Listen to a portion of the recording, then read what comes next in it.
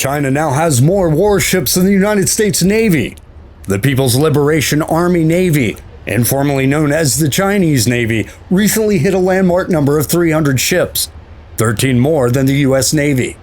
Although admittedly imposing, the number doesn't tell the whole story. America's fleet is much larger on a ship-by-ship basis, including 11 nuclear-powered aircraft carriers and an almost equal number of amphibious assault ships. The Center for Strategic and International Studies China Power Project has uploaded an analysis of the People's Liberation Army Navy versus the navies of several other regional countries and major powers. At 300 warship hulls, the People's Liberation Army is the largest navy in the world, counting aircraft carriers, cruisers, destroyers, frigates, corvettes, submarines, and amphibious assault ships. The US Navy trails at 287 hulls, Russia has 83 hulls, the UK 75 hulls, and Australia at 48 hulls. According to Search Results Web Results Center for Strategic and International Studies, the Chinese Navy has more ships than Germany, India, Spain, and the United Kingdom combined. The bulk of Beijing's Navy includes 23 destroyers, 59 frigates, and 37 corvettes, or a total of 119 surface ships.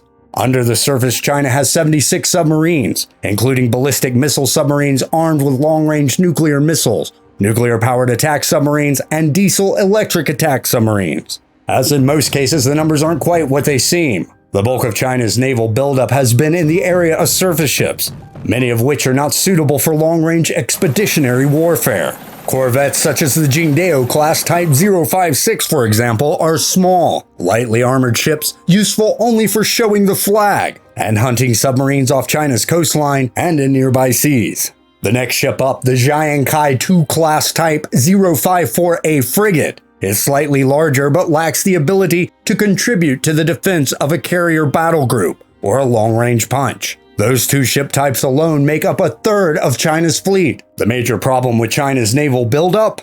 China lacks the major power projection platforms essential to any navy destined to conduct long-range operations. China has just one carrier and no amphibious assault ships capable of carrying helicopters and F-35 Joint Strike Fighter class aircraft. It has no cruisers, a surface ship larger than a destroyer, and, in the US Navy, the principal ship designed to protect carriers and amphibious ships from mass missile attack. Although the US Navy has 13 fewer ships than the Chinese Navy, by total ship tonnage it actually outweighs the Chinese Navy by a considerable margin. America's Navy weighs roughly 3 million tons more than China's, an enormous advantage. The average US warship is much larger than its Chinese counterpart, making them more capable in their assigned missions and capable of sailing far from home. One reason for the US Navy's advantage: 11 nuclear-powered aircraft carriers, each of which weighs close to 100,000 tons fully loaded, giving the US Navy a massive 1 million-plus ton advantage. Then there are the Wasp and America-class amphibious assault ships, each of which displaces 40,000 tons, of which the US has 10.